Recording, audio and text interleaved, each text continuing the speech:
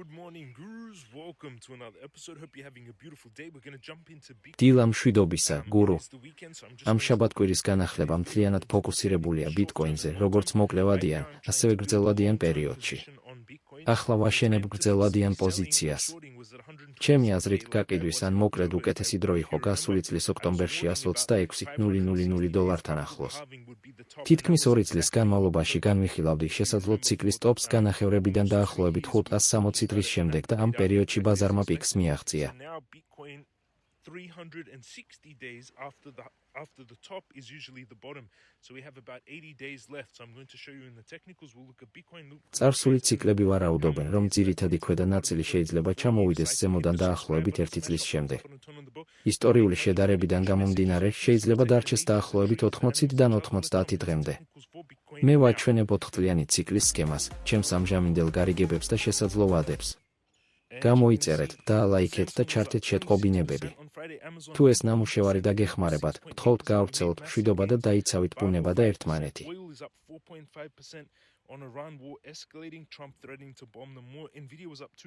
პარასკევი ძლიერი იყო მრავალი აქციისთვის. Samsung-მა მოიპოვა დაახლოებით 26%, Amazon-მა 15%, Google-მა 6% და Alibaba-მ დაახლოებით 5%. ნავთობი დაახლოებით 4-5%-ით გაიზარდა დაძაბულობის ესკალაციის ფონზე, ხოლო Nvidia მოიმატა დაახლოებით 2-9%-ით. ბიტკოინი გამონაკლისი იყო და ვარდნა განაგრძო. ის ბოლო 61,000-დან 64,000 არხს დაეცა და მხარდაჭერის შენარჩუნებას ცდილობს. ყოველკვირეული სანთელი ჯერ კიდევ დახურული იყო დახურვამდე 1 დღით ადრე. You can see it's trying to hold. It had a hammer candle, came down to 26,200. დღიურ გრაფიკზე ბიტკოინმა მიაღწია დაახლოებით $62,200 და აიწია, დატოვა პატარა ჩაქუჩის სანთელი, მაგრამ ასევე ოდნავ დაბალი. შემდეგი რაუნდის ნომრის მხარდაჭერა დაახლოებით 60,000-ია. ბიტკოინის დიდი ქურდობის შესახებ ცნობებმა ზეწოლა მოახდინა. ყოველდღიური სტოქასტიკა გადაჭარბებულია, რსი კვლავ მცირდება და შეკუმშვის მაჩვენებელი წითელი გახდა. 4 საათიან დიაგრამაზე ტენდენციამ ასევე წარმოქმნა ოდნავ დაბალი. On the 4-hourly, we got a lower low. We made a slightly lower low. You can see 1 საათიან დიაგრამამ თითქმის ორმაგი ფსკერი ჩამოაყალიბა, რასაც მოჰყვა ფორმის აღდგენა, მაგრამ მეორე დაბალი მაინც დაბალი იყო. მე ჯერ ვერ ვხედავ ძლიერ შებრუნების შაბლონს, ამიტომ შესაძლებელია კიდევ ერთი ვარდნა. ჩემი სასურველი უფრო დიდი ფართობი არის დაახლოებით $48,000. თუ ეს მხარდაჭერა ხელახლა შემოწმებულია. Where I would take along on Bitcoin, I would take the main one of 58 because we are close to that. ბიტკოინმა ადრე ორი დაბალი მაჩვენებელი დაფიქსირდა 58,000-თან ახლოს. შესაძლო გარიგება გამოიყენებდა ამ არეალს, როგორც მხარდაჭერას და წინააღმდეგობას 67,000-თან ახლოს, როგორც სამიზნე, მაგრამ ბერკეტი გაზრდის რისკს. მეც მაქვს ეტაპობრივი ორდერი დაახლოებით 60,500. ეს ჩემი პირადი გარიგებებია და არა რეკომენდაცია. ახლა შევადაროთ 4 წლიანი ციკლები. So if you remember my videos, so this is the chart where I'm tracking all the 4-year patterns. The 4-year patterns. So you can see each of these dots. ყვითელი წერტილოვანი ხაზები აღნიშნავს ბიტკოინის განახევრებას. 2021 წლის ციკლში მწვერვალი განახევრებიდან დაახლოებით 567 დღის შემდეგ მოვიდა. მიმდინარე ციკლში დიაგრამა ათავსებს ზედა ნაწილს განახევრებიდან დაახლოებით 529 დღის შემდეგ. ზუსტი რაოდენობა ოდნავ განსხვავდება იმის და მიხედვით, თუ რომელი სანთელი არის არჩეული, მაგრამ ორივე მაგალითი აჩვენებს მსგავს ინტერვალს განახევრებიდან პიკამდე. 539 days. The 2021 was 567 days. And this one was 500. შემდეგი შედარება ზომავს კლებას მწვერვალიდან ციკლის ფსკერამდე. 2017-დან 2018 წლამდე ციკლს დაახლოებით 364 დღე დასჭირდა, ხოლო 2021 წლის ციკლს დაახლოებით 385 დღე.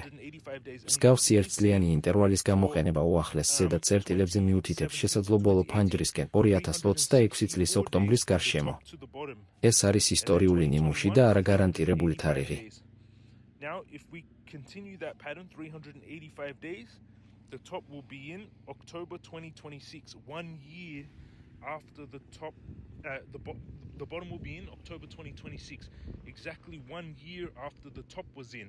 385 days. დიაგრამა აჩვენებს 91 დღეს დარჩენილი ოქტომბრის ფანჯარამდე. მიმდინარე ფასის ქვემოთ მნიშვნელოვანი დონეები მოიცავს დაახლოებით 62, 000, 58, 000, 52, 000 და 48,000 დოლარს. 31,000-მდე დაცემა თეორიულად შესაძლებელია, მაგრამ ჩემი ამჟამინდელი აზრით ნაკლებად სავარაუდოა. წარმოიქმნება დაღმავალი სამკუთხედი, რომლის ქვედა საზღვარი უახლოვდება 48,000-ს. There is a descending triangle trying to form, and it does seem to bottom at 58. So that's the trades I would take, and I've got those laddered orders. I'm in a trade over on Bybit. მე შევიტანე კიდვის ორდერები ამ დამხმარე ზონების გარშემო. ჩემი Bybit პოზიცია ამჟამად ფლობს 2 ბიტკოინს დაახლოებით 124,000 დოლარის ღირებულების და ეკრანზე აჩვენა არარეალიზებული ზარალი დაახლოებით 2,600 დოლარი. დამატებითი ორდერები იდება დაახლოებით 60,600, ზედა 58,000 ფართობი და 55,000 Bybit და WITS. თანამდებობას ეტაპობრივად ავაშენებ, ვიდრე ერთდროულად შევიდე. 5,000, which is beautiful. That's my updates on Bitcoin in the Clash of AI's trading group. Claude Opus 5 went long on Bitcoin at 62,500. It's already a little bit. Clash of AI's სავაჭრო ჯგუფში Claude Opus 5 გახსნა ბიტკოინი დიდი ხნის განმავლობაში 62,500-თან ახლოს. სხვა ბოლოდროინდელი მოდელის სიგნალები მოიცავდა Nvidia-ს გრძელ, წარმატებულ ბიტკოინისა და Ethereum-ის შორტებს და Google-ს, რომელმაც მიაღწია მოგებას. ეს არის მოდელის მაგალითები და არ იძლევა სამომავლო შედეგების გარანტიას. ჯგუფში გაწევრიანება შესაძლებელია Clash of AI's, Common YouTube წევრობის ღილაკის საშუალებით. To join, and then you'll see the AIs trading like Fable, ChatGPT 5.6 Ultra, Grok 4.5. You can see their trades live. All the links are down below. Bybit 30k. ქვემოთ მოყვანილი ბმულები მოიცავს Bybit 30,000 დოლარამდე ბონუსით, WITS 200 დოლარის ნოკიკ ბონუსით, უფასო Telegram-ის საზოგადოებას, Elite Traders ჯგუფს და კრიპტო და საფონდო კურსებს. საზოგადოების წევრებმა ასევე გაიზიარეს პირადი მოგების პრეტენზიები. ეს შედეგები ეკუთვნის ინდივიდებს და არ უნდა განიხილებოდეს როგორც ტიპიური ან გარანტირებული. I'm in the process of buying $2 million house from me videos, which is beautiful. That's my updates in the market. Everyone, quick updates on Bitcoin. I hope you have a beautiful Sunday with your ეს იყო ბიტკოინის მოკლე მიმოხილვა. კარგი დღე გაატარეთ ოჯახთან. ეს ფინანსური რჩევა არ არის, ეს ჩემი გარიგებებია. გამოიწერეთ არხი, გაავრცელეთ მშვიდობა და დაიცავით ბუნება. ხვალამდე. Have an amazing day, and I'll see you all again tomorrow.